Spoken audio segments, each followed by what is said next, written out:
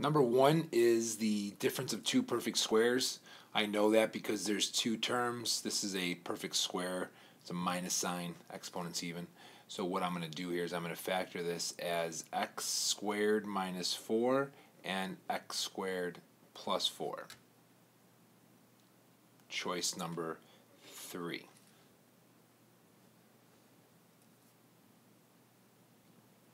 Number 2 asked an expression of the fifth degree is written with a leading coefficient of 7.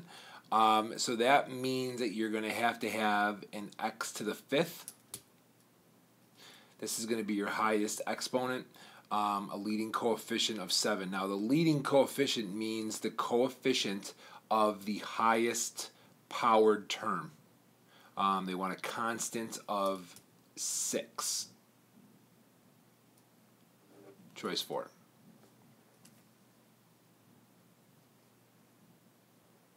In number 3, we're talking about the number of households that have high-speed broadband internet access, for which interval was the average rate of change the smallest. Remember, average rate of change means slope. Okay, it means slope. Now, all of these intervals are over 3 years, 2002, 2003, 2004. All of these are over 3 years. So from 2002 to 2004, it looks like that there was a 12 household change. From 03 to 05, there was a 17 household change. From 04 to 06, there was 19, and 05 to 07, it looks like there was 14. So for which interval of time was the average rate of change the smallest?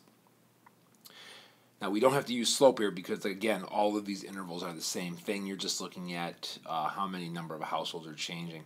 They want the smallest, so I'm going to say choice number 1.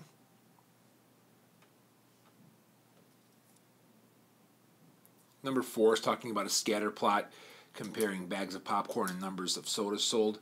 Basically what this means, like right here, when 300 popcorns were sold, there was about 340 soda sales. When you draw a line of best fit through your data, you can see that from left to right, these points are going up. And with that being said, you can conclude that as popcorn sales increase, so does the number of soda sales. So when we're talking about correlation,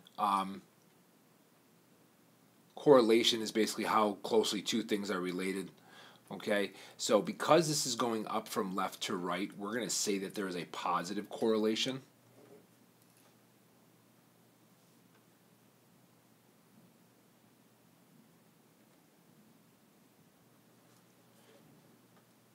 In number 5, it looks like we have a situation here with tickets for children and adults.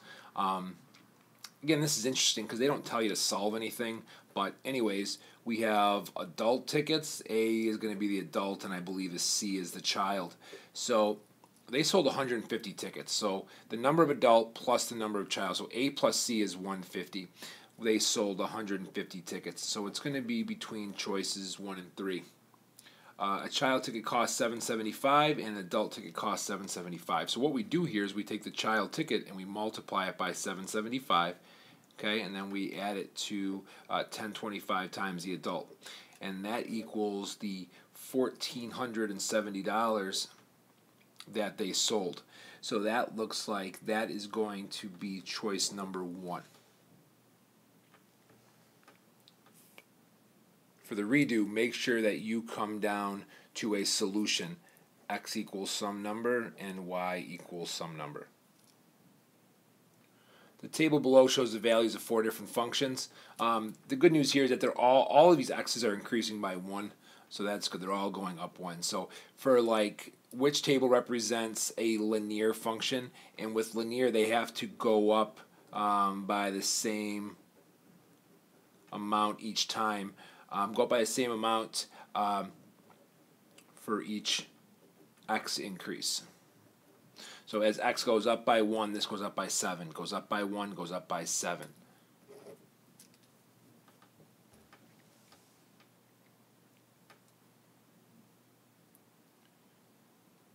In number 7, they're talking about the acidity of a swimming pool. It's considered normal if the average is between the average has to be between 7 and 7.8. So if I do I'm going to tell you why it's choice number 2. If I do 7.2 plus 7.6 plus 7.3, and then I divide that by 3, when I divide by 3, I get 7.3666, and this number is indeed between 7 and 7.8.